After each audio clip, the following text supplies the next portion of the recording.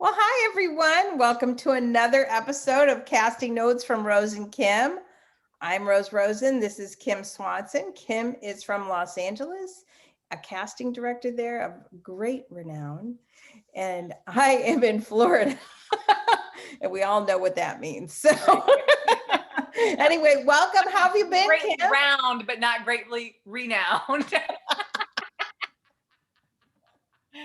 We're losing it. We're so many episodes in, I can't even count. It's so exciting. Isn't it great? And the Yep, feedback. yep. We are all the buzz on Clubhouse. I will talk to you later about that.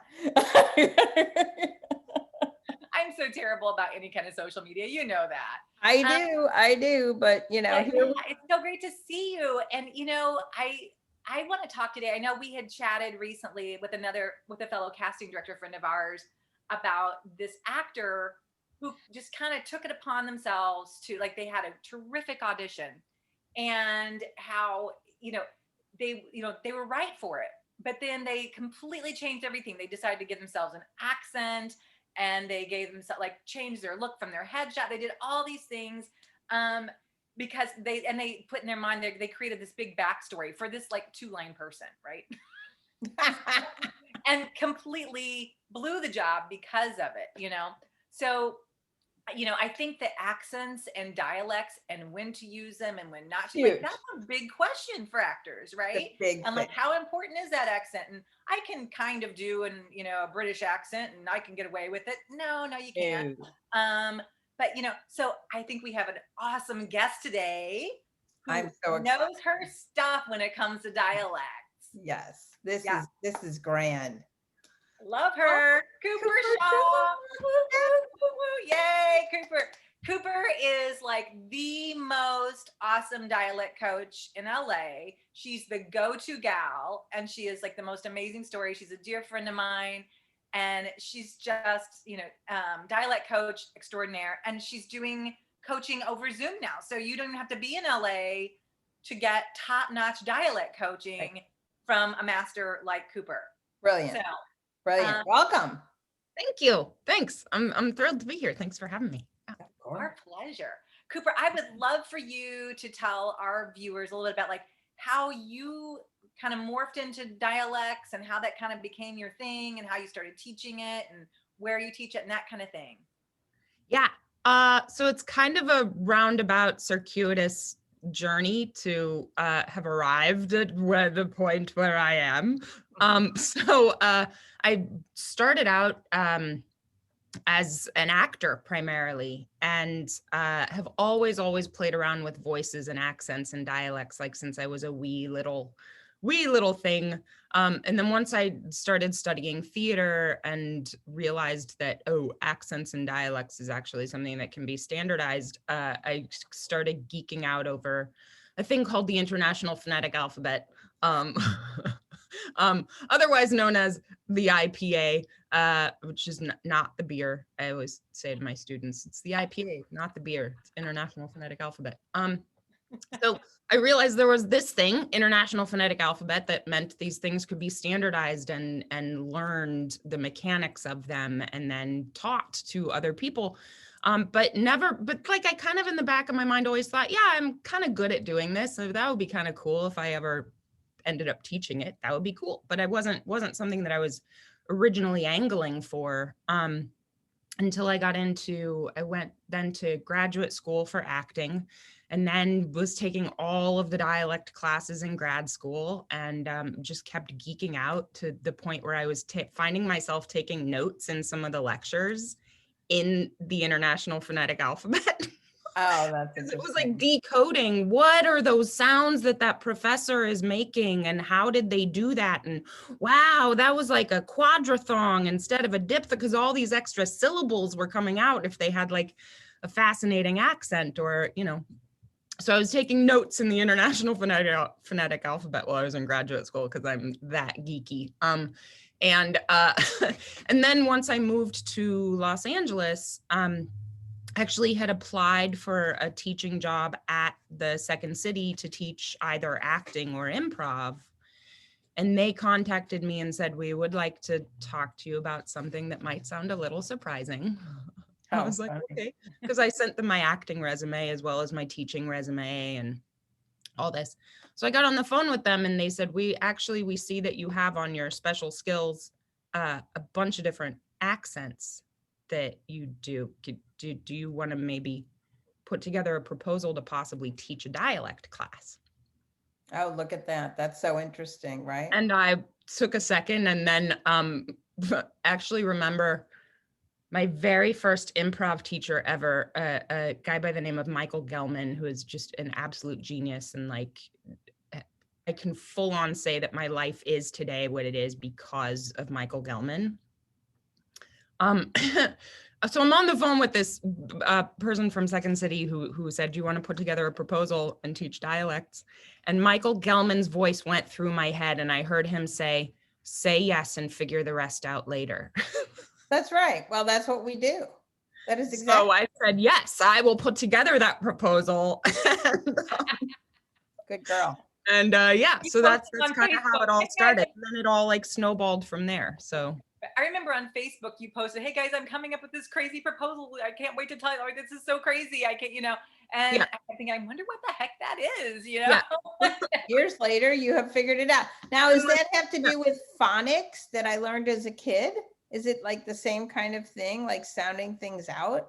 It's a Phonetically, little right? bit different than phonics, but it's adjacent to that. Like there's this whole other sort of set of symbols that goes along with the So it's a whole nother alphabet, basically. yeah. Okay. Yeah. And then that's how you get to people to help them to understand how to portray an accent. Yeah, sometimes I go about it a couple of different ways because what I've learned and what I've realized from both from my learning and from coaching people is that everybody learns differently. So some people are better at mimicking, and some people function better with the visual representation of what their mouth needs to be doing. So I ping back and forth depending on what each person needs and how they learn best. Because sometimes the IPA gets too confusing for people and it gets bogged down into like, I don't even know what that symbol is. Why am I looking at that? Like, so then you go just back to like drilling with them, like explaining it and drilling back and forth until it sounds right to you. yeah. And then yeah. we talk about like, what is the shape that your mouth needs to be making? And then think about where you're shooting the energy. Where do you want to feel the sound resonating? So Right. I talk about it also a lot of it is a kinesthetic sense of like what's happening in your instrument. But sometimes the ears can be deceptive. We don't really sound to ourselves the way that we sound to other people. So a lot of it is by kinesthetics and just understanding where does your tongue need to be in your mouth. And like, so. Now, do you think you hear yourself differently if you tape yourself? Can you hear yourself or you still can't hear yourself? Yeah, if you tape yourself, it's a much more accurate representation of that. So taping and then listening back and then comparing to another recording. Right. Okay, that's the recording of the actual thing. This is me saying that thing. Do they sound the same? Did you see Seth Rogen in the Pickle movie on HBO Max? No, I haven't seen it. Please circle back around to me when you have seen it. Yeah. I think his accent is so good in that of doing, you know, an old immigrant. Okay. Just phenomenal. And I know it's a weird example, but it's just a more recent one of something different. And yeah. I want to know your thoughts on that. And yeah, it's on my list of things to watch. So thank you for that reminder. Yeah. It's so interesting because, you know, so often actors, because they do jump in and say, yes, and I'll figure it out later. They'll see an audition notice, for example, for, you know, must have an authentic British accent. Oh, I can do British. I can do like, no, that's not it at all. And they think they can learn it like in a matter of minutes, just learn that little script and they'll be golden. But I can tell you, that's a huge mistake. You need to be studying this on a regular basis. I worked on a show and my exec producer was from London. And we had 3 or 4 roles that had to be specific dialects, you know, British dialects. And as Cooper can well tell you, there's more than one, right? Mm-hmm. So people would come in, they would think they could do it. And of course they didn't even realize that the exec producer making the final decisions was from there. Right. And like you only had to open your mouth and say one word and he went, no. Yeah. They're faking it, you know? Right. So, and, you know, and in the UK, I think that, you know, there's such an emphasis on training, and those actors train classically. They train, they work. They train, they work. In the United States, I think a lot of actors have the misconception of, I'll work and get some money, then I'll train a new skill. And then I'll work and get a little money, and then I'll train another skill. It doesn't work that way. You've got to do it the other way around to be any good at it. And you need to be training consistently. One of my favorite things I tell people is like, take a class from someone like Cooper, really work on a dialect at once, but like Cooper is great. Like she'll hit on a specific dialect each week and you'll practice that all week. But, you know, and we talked to my friend Brian Cutler before about training and the importance of cold reading on a daily basis. Why not do your cold reading in a specific accent you're working on? Right. 30 minutes a day, cold reading. You'll get good at cold reading. You'll get good at that accent. You'll begin to hear what's right. You'll begin to hear what's wrong. You can record it, play it back, you know, and that's something you can do on your own every day. And it's a skill, just like learning to play the violin or learning to play the piano or playing basketball. There are skills that you have to drill consistently to be good at it, you know? This is what we talk about all the time. All the time.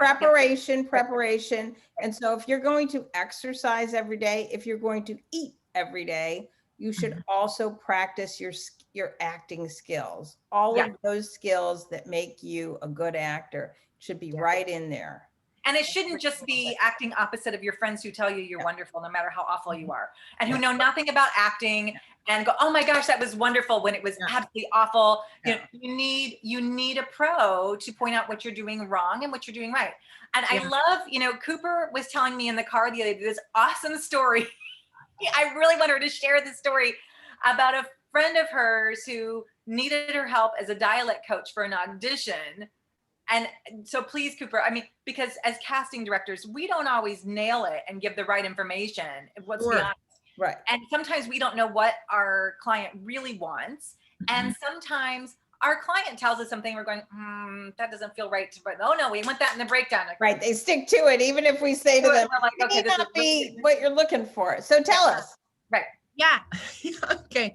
So like you were saying, this friend of mine contacted me and asked me to put these, her sides on tape so she could practice the accent. She sent me the sides, she sent me the breakdown, what they were asking for. And it was asking for, must be able to do an authentic Long Island accent, a la The Sopranos. And I paused for a second because I was like, maybe I'm not remembering The Sopranos properly. So I did a little bit of digging and I looked it up and I was like, Long Island, New Jersey? Okay, so I'm like, well, let's see. So I like sent a message to another colleague of mine, like saying, this is what I'm encountering. What do you think about this? And they were like, I don't really know, because that doesn't make much sense. So, I mean, I don't know what to tell you. So did a little bit more digging. And I finally, long story short, the conclusion that I came to was, it was just something sort of New Yorkish. Good enough, so right? I was like, all right, well, we'll go for Brooklyn. Brooklyn isn't on Long Island. Brooklyn is sort of frequently confused as being New Jersey accent. So I watched a little bit of The Sopranos to do a little bit more digging and just kind of finding the crossover similarities between what are the sounds that exist in both of those places, and then recorded her sides sort of at my best guess of what I thought they might be looking for. And she sent me a message a couple days later saying she was put on a veil for the thing. They loved what she did. So there you go. There you go. Bravo. A great example though. Like Cooper put in so much work, right, specifically just for the accent, not even the look of the role, the feel, but just the accent in itself. Yeah. And being very specific with it. And that's and that's one of the reasons too why she's also an accomplished actress. Right. You know? Oh yes. I hear you were up for an award. Damn. I know, that's exciting. There's So a film Cooper- festival. What? Beaufort? Cooper's very humble. International? I will say it for her since she's so humble.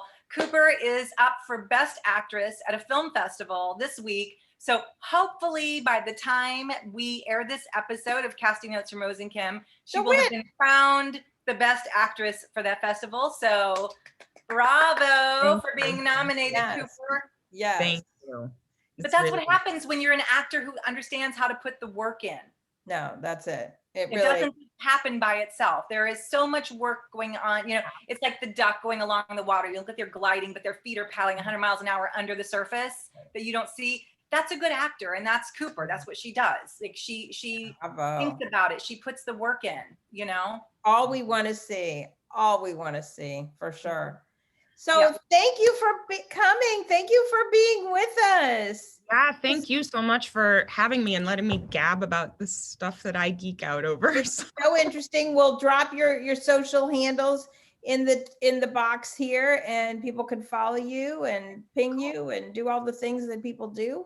And Yeah, for the people who want to take dialect classes, I cannot recommend Cooper enough. Like, so get on her wait list for when she has an opening to add you to a class or something. She's amazing and very reasonably priced on top of it. So it'll be so worth it. And it's and- brilliant to have it in your arsenal to have, have a dialect coach. It's huge.